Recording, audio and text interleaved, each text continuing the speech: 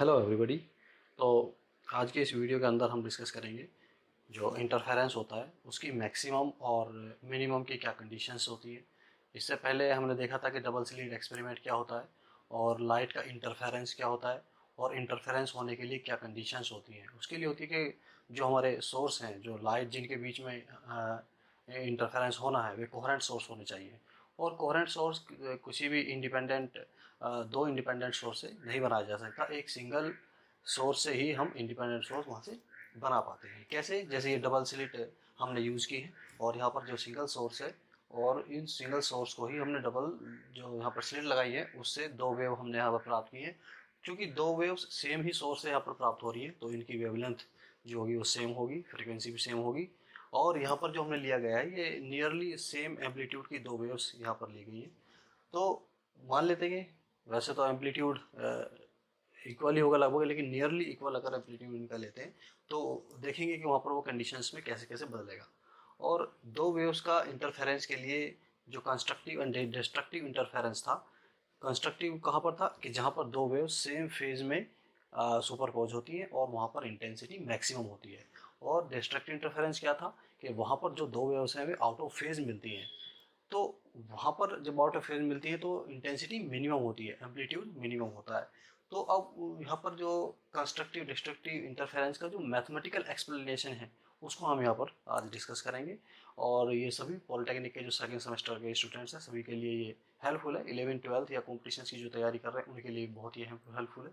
चलिए देखते हैं कि जो हमारा इंटरफेरेंस है, डबल स्लिट इंटरफेरेंस है, तो यहाँ पर जो कंस्ट्रक्टिव एंड डिस्ट्रक्टिव इंटरफेरेंस की मैथमेटिकल एक्सप्लेनेशन है उसकी क्या क्या कंडीशंस है उसको आज हमें एक डेरिवेशन यहाँ पर समझना है।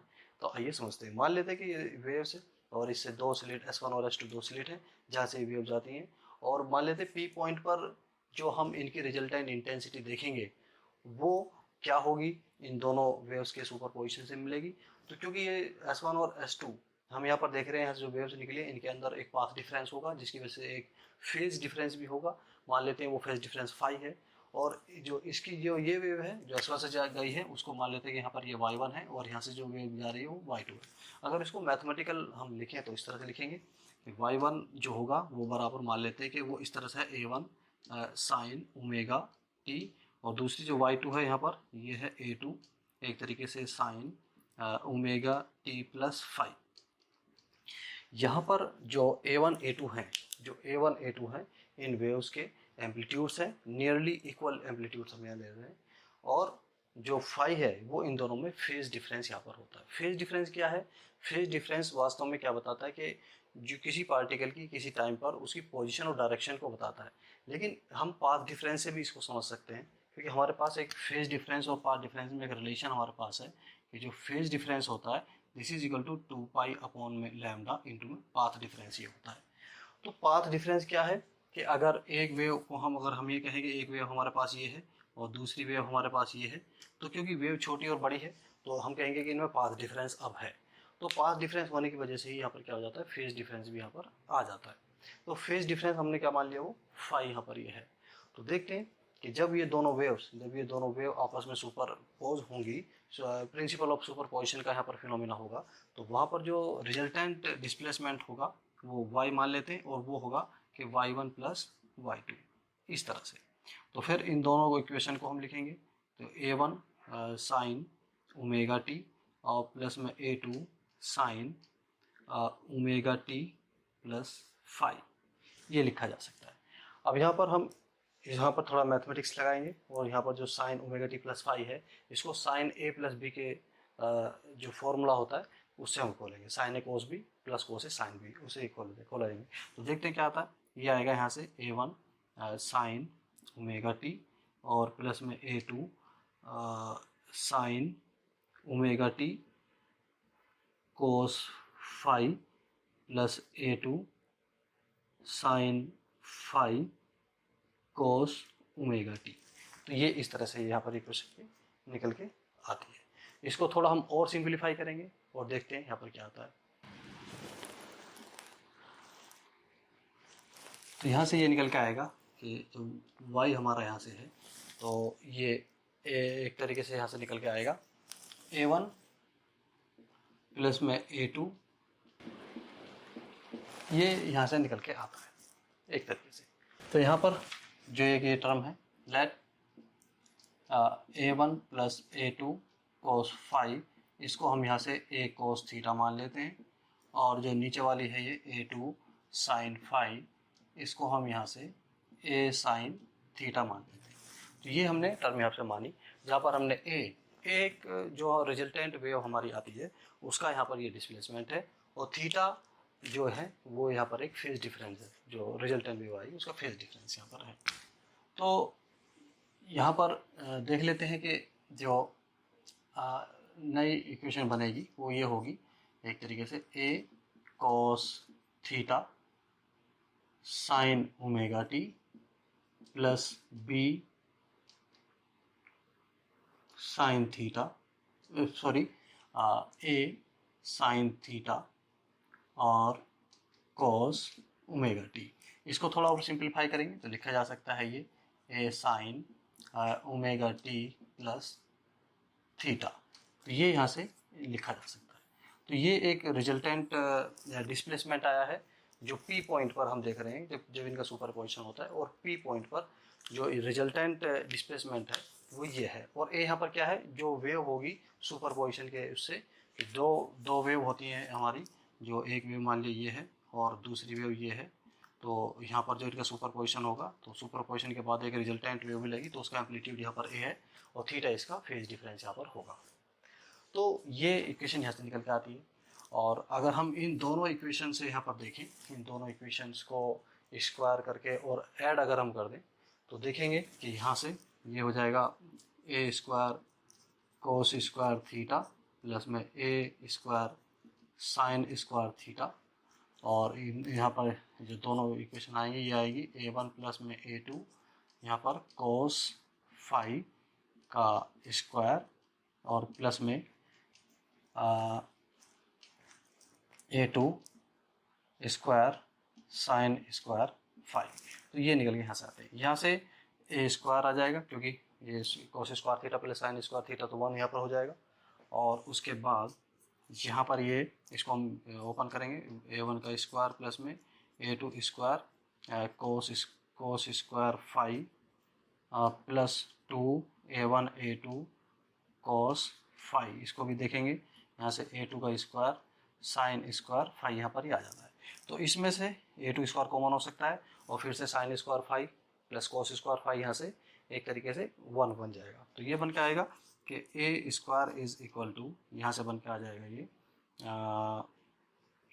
A1 square plus A2 square और plus 2 A1 A2 cos phi यहाँ से ये निकल के आएगा। तो यहाँ पर ये एक तरीके से रिजल्टेंट एम्पलीट्यूड है, या हम कह सकते हैं कि जो रिजल्टेंट एम्पलीट्यूड ये आया अंडर रूट में आ जाएगा यहाँ से ये A1 स्क्वायर प्लस में A2 स्क्वायर और plus 2 A1 A2 cos phi यहाँ से ये निकल के आता है। तो ये रिजल्टेंट एम्पलीट्यूड यहाँ से आता है। और हम जानते हैं कि जो एम्पलीट्यूड होता है वो कहीं ना कहीं इंटेंसिटी से जुड़ा होता है, क्योंकि ये स्क्रीन हमने यहाँ पर लगाई है, जो इन दोनों से सुपरपोजिशन से हमें स्क्रीन पर क्या प्राप्त होगा, स्क्रीन पर क्या मिलेगा, तो हमें स्क्रीन पर कंस्ट्रक्टिव और डिस्ट्रक्टिव इंटरफेरेंस का रिजल्ट मिलेगा। कंस्ट्रक्टिव इंटरफेरेंस का रिजल्ट क्या होता है, हाई इंटेंसिटी। हाई इंटेंसिटी का मतलब क्या है, ब्राइटनेस वहाँ पर ज़्यादा आती है। तो कुछ पॉइंट स्क्रीन पर हमें ऐसे मिलेंगे जहाँ पर ब्राइटनेस आएगी। और डिस्ट्रक्टिव इंटरफेरेंस का क्या मतलब हुआ, लो इंटेंसिटी वहाँ पर होगी। तो लो इंटेंसिटी का क्या मतलब है, वहाँ पर कंपैरेटिवली डार्कनेस रहेगी। तो ये जो हमने यहाँ पर दिखाया हुआ है कि यहाँ पर कहीं कहीं डार्क, हमें ये एक तरीके से यहाँ पर इंटेंसिटी डिस्ट्रीब्यूशन का इस तरह से यहाँ पर पैटर्न हमें मिलता है। इसको हम फ्रिंज भी के बोल देते हैं कि ये डार्क फ्रिंज है, ये ब्राइट फ्रिंज है। तो यहाँ पर जो ये वाले पॉइंट है ये ब्राइट रीजन है और ये वाला जो पॉइंट है ये डार्क रीजन है।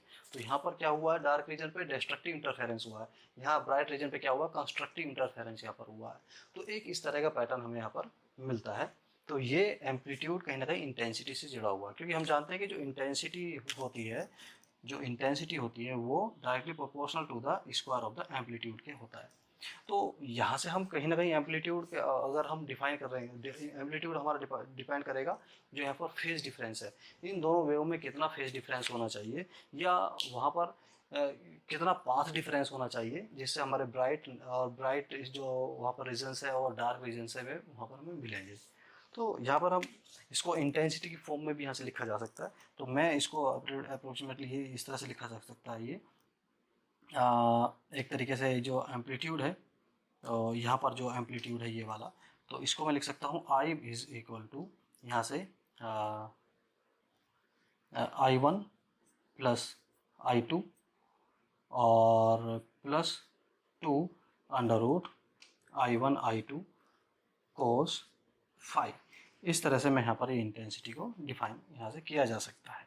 हम देख रहे हैं कि जो इंटेंसिटी है वो कहीं ना कहीं फेज डिफरेंस पे यहाँ पर डिपेंड करती है। और मैक्सिमम इंटेंसिटी कब होगी, मैक्सिमम इंटेंसिटी हम देख रहे हैं कि, या हम देख रहे हैं कि मैक्सिमम एम्पलीट्यूड कब होगा, वो यहाँ पर डिपेंड करेगा इस पर, तो मैक्सिमम एम्पलीट्यूड। तो यहाँ से मैं लिख सकता हूँ कि फाई कितना होगा, फाई, क्योंकि जो कोस फाई की वैल्यू होती है, अगर कोस 0 होगा 1 होगा, तो कोस 0 1 पाई 2 पाई 3 पाई या इस तरह से होंगे या नहीं। तो हम देखते हैं कि यहाँ पर फाई की वैल्यू क्या लें जिससे ये जो एम्पलीट्यूड है वो मैक्सिमम आ जाए।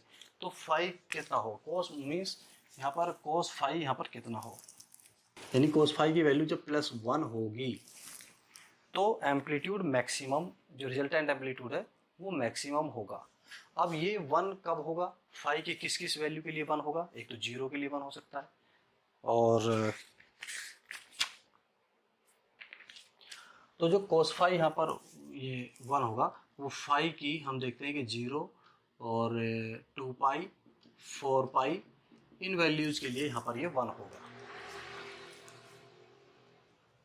तो यहाँ से लिखा जा सकता है एक तरीके से जो यहाँ पर और मैं जनरल लिख सकता हूँ कि फाई बराबर क्या होना चाहिए, एक तरीके से 2n पाई यहाँ पर होना चाहिए, और n बराबर क्या लिखूंगा मैं यहाँ पर 0 1 2 3 इस तरह से यहाँ पर लिखूंगा, तो ये होना चाहिए। तो जब ये चीज़ें यहाँ पर आएंगी तो हमारा cos फाई 1 होगा और रिजल्टेंट एम्पलीट्यूड जो होगा वो मैक्सिमम होगा। तो ये मैक्सिमम एम्पलीट्यूड यहाँ पर आएगा, मैक्सिमम एम्पलीट्यूड, और ये कितना होगा, ये हो जाएगा एक तरीके से under root A1 plus A2 का स्क्वायर प्लस में 2A1 A2, या हम कहें कि ये आ जाएगा A1 प्लस A2 का होल स्क्वायर, या एक तरीके से यहाँ पर जो ये रिजल्टेंट जो मैक्सिमम एम्पलीट्यूड है उसका स्क्वायर यहाँ पर हम ये कर सकते हैं इस तरह से। तो ये क्या होगा, ये मैक्सिमम इंटेंसिटी होगी एक तरीके से इसकी, और ये कितनी आएगी, ये आएगी A1 प्लस A2 का होल स्क्वायर। तो इस तरह से ये मैक्सिमम इंटेंसिटी यहाँ से निकल कर आती है, ये वाली, तो ये मैक्सिमम इंटेंसिटी यहाँ से निकल कर आएगी, और यहाँ से भी इसको कैलकुलेट किया जा सकता है। और दूसरी चीज़, अगर हम कोस मिनिमम देखते हैं कि इंटेंसिटी मिनिमम कब होगी, अगर कोस फाई की जो वैल्यू है वो -1 हो जाए, और -1 जो वैल्यू होगी वो किन किन वैल्यूज़ के लिए होगी उसको देख लेते हैं। कि अगर यहाँ पर फाई इज इक्वल टू पाई हो, 3 पाई हो, 5 पाई हो, तो इन वैल्यूज़ के लिए ये यहाँ पर -1 होगा। तो ये क्या है, this is for constructive interference, this is for constructive interference, constructive interference के लिए कंडीशन यहाँ पर होगी। और या मैं कहूँ कि जो यहाँ पर डिस्ट्रक्टिव इंटरफेरेंस, ये कंडीशन किसके लिए, फॉर डिस्ट्रक्टिव इंटरफेरेंस के लिए कंडीशन यहाँ पर ये होगी, for destructive interference, for destructive interference के लिए रखेंगे। या फाई हम कह सकते हैं यहाँ से फाई बराबर लिख सकते हैं एक जनरल पर 2n + 1, ये यहाँ से पाई लिखा जा सकता है, ये लिखा जा सकता है। या n बराबर यहाँ पर हम क्या करेंगे 0 1 2 3 इस तरह से यहाँ पर पुट कर देंगे। जब 0 रखेंगे तो पाई आ जाएगा, और जब 1 रखेंगे तो 3 पाई आ जाएगा, और जब 2 रखेंगे तो 5 पाई आ जाएगा। तो इस तरह से इसकी वैल्यू वहाँ यहाँ पर इंटेंसिटी की वैल्यू मिनिमम होगी, और हमें डिस्ट्रक्टिव इंटरफेरेंस मिलेगा, और एक डार्क फ्रिंज वहाँ पर हमें स्क्रीन पे मिलती है। तो यहाँ से इंटेंसिटी क्या होगी, मिनिमम इंटेंसिटी यहाँ से निकल के आती है और वो होगी A1 square plus A2 square plus 2A1 A2 और cos फाई की वैल्यू -1 यहाँ से आती है। यह हम लिखेंगे कि A1 माइनस A2 और इसकी वैल्यू यहाँ से होल स्क्वायर आ जाएगी। ये इंटेंसिटी मिनिमम आ जाती है। और जब हम ये मिनिमम इंटेंसिटी का एक्सप्रेशन यहाँ से आता है और इसको जब हम डिवाइड कर देते हैं तो ये भी एक फॉर्मूला ऐसा आ सकता है कि I maximum upon I minimum is equal to A1 plus A2 upon का होल स्क्वायर अपॉन में A1 माइनस में A2 का होल स्क्वायर। तो ये एक्सप्रेशन भी यहाँ से एक निकल के आता है। तो यहाँ पर हम देख रहे हैं कि जो इंटरफेरेंस जब यहाँ पर कंस्ट्रक्टिव होगा तो हमें ब्राइट फ्रिंज मिलेगी और फेज डिफरेंस कितना कितना होना चाहिए। फेज डिफरेंस हमारा ये वाला हमारा फेज डिफरेंस वहाँ पर होना चाहिए, यानी कि जो फेज डिफरेंस है वो 2n पाई होना चाहिए। हम कह सकते हैं कि पाथ डिफरेंस कितना होगा, क्योंकि पाथ डिफरेंस की अगर बात करें तो यहाँ पर जो पाथ डिफरेंस होगा, क्योंकि हमारे पास फॉर्मूला होता है कि phi is equal to 2 pi upon में लैम्डा इंटू पाथ डिफरेंस। तो अगर हम ये 2n पाई यहाँ से रख दें और ये बराबर 2 पाई अपॉन लैम्डा यहाँ पर लिख दिया जाए तो x, तो ये कंस्ट्रक्टिव इंटरफेरेंस के लिए x बराबर पाथ डिफरेंस कितना आएगा। तो यहाँ से 2 पाई से 2 पाई कट जाएगा, हम लिखेंगे n लैम्डा आएगा। तो फेज डिफरेंस कंस्ट्रक्टिव इंटरफेरेंस के लिए 2n पाई होगा और पाथ डिफरेंस n लैम्डा होगा। जब पाथ डिफरेंस n लैम्डा होगा तो वहाँ पर हमें कंस्ट्रक्टिव इंटरफेरेंस मिलेगा।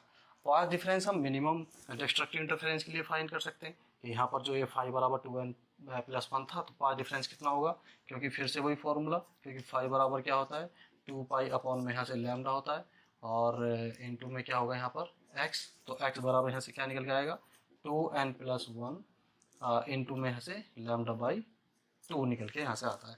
तो ये पाथ डिफरेंस होना चाहिए फॉर डिस्ट्रक्टिव इंटरफेरेंस के लिए। तो हमने देखा कि जो कंस्ट्रक्टिव इंटरफेरेंस के लिए पाथ डिफरेंस की कंडीशन क्या है, ये है, और उस टाइम पे जो हमारी मैक्सिमम इंटेंसिटी आएगी वो ये आएगी, और उसके लिए पाथ डिफरेंस भी कितना होगा कंस्ट्रक्टिव इंटरफेरेंस के लिए n लैम्डा होगा। और यहाँ पर जो डिस्ट्रक्टिव इंटरफेरेंस है, जहाँ पर डार्क स्पॉट हमें स्क्रीन पर मिलेगा इंटरफेरेंस के दौरान, तो डिस्ट्रक्टिव इंटरफेरेंस में, तो उसके लिए पाथ डिफरेंस 2n+1 λ/2 होना चाहिए, या हम कहेंगे फेज डिफरेंस उसमें ये 2 पाई अपॉन एक तरीके से 2n+1 पाई यहाँ पर होना चाहिए। तो ये एक तरीके से यहाँ पर हमने जो कंस्ट्रक्टिव और डिस्ट्रक्टिव इंटरफेरेंस होता है लाइट का, वो हमने समझा, उसकी मैथमेटिकल एक्सप्लेनेशन को हमने समझा कि कैसे सुपरपोजिशन होता है और कैसे वहाँ पर मैक्सिमम और मिनिमम की जो हमें डार्क स्पॉट मिलते हैं वो वास्तव में किन किन वजह से हमें वहाँ पर मिलते हैं। तो ये चीज़ें हमने वहाँ पर समझी। तो आगे की कुछ वीडियो में हम डिस्कस करेंगे, यहाँ से आगे और बढ़ाएंगे और देखेंगे कि कुछ इंटरफेरेंस किस तरह के होते हैं। जैसे थिन फिल्म की वजह से भी इंटरफेरेंस होता है और थिन शीट की वजह से होता है। तो वो हम चीज़ें आगे वाली क्लासेस में डिस्कस करेंगे। तो आज हम इतने रखते हैं। Thank you. जय हिंद।